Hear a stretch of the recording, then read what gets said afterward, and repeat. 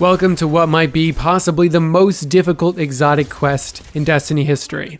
It's so difficult, it's going to take you an entire hour to finish.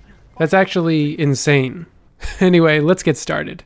The first step is to visit Banshee in the tower and grab that quest item. And then step 2 is to find his bow in the workshop. Here's how to get to it.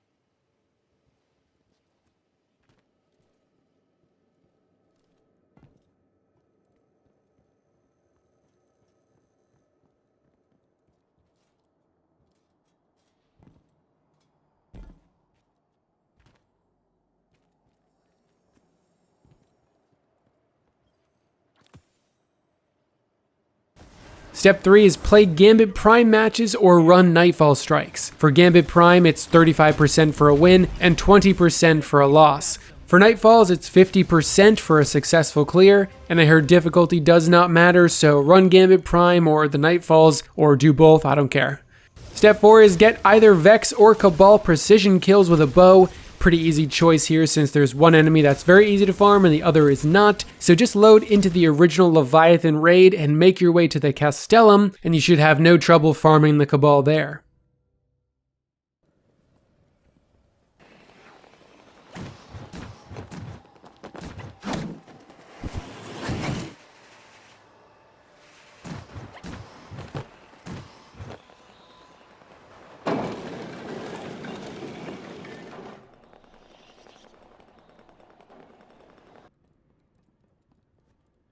Step 5 is to run the 900 power version of the Arms Dealer strike. It's literally just the same strike but with some modifiers and some slight variations, like needing to kill all the enemies before you enter the ship, and at the very end there's some extra missiles being launched at you, but other than that it's pretty much the same.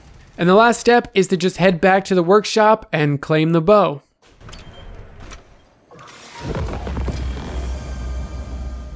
Since Leviathan's Breath is the first heavy bow, I was curious as to how it would perform against some other popular weapons like Izanagi's Burden and Whisper of the Worm, so I went into the Tribute Hall to see how those things measured next to it.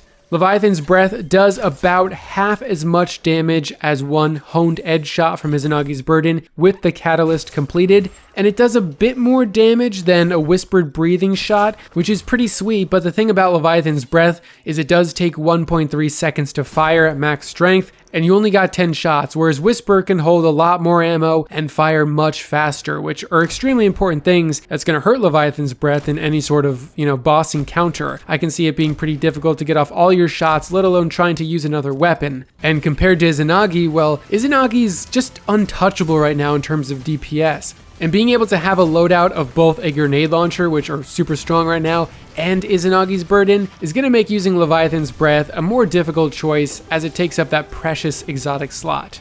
Leviathan's Breath also has the knockback ability, which is good for killing off a crowd of lower tier enemies, but it's not like it's going to send a devastating shockwave of damage to more elite targets or anything. It's really not as terrible in PvE as I was expecting, and it does have the added benefit of staggering unstoppable champions, which is extremely helpful in endgame content like Master Nightfall hunts and Nightfall strikes. Leviathan's Breath hits like a truck, but it's probably going to be better for dealing with challenging enemies and not so much for bosses. In PvP, this thing feels great to use. It can one-shot pretty much anything in or out of a super, and it's incredibly satisfying to do so. Overall, if you're a bow enthusiast, you can finally live out your fantasy of a bow-only loadout. However, if you're not a fan of them already, this probably won't change your mind, at least in the PvE side of things. That's Leviathan's Breath and how to get it. Thank you very much for watching, everyone, and I'll see you in the next one.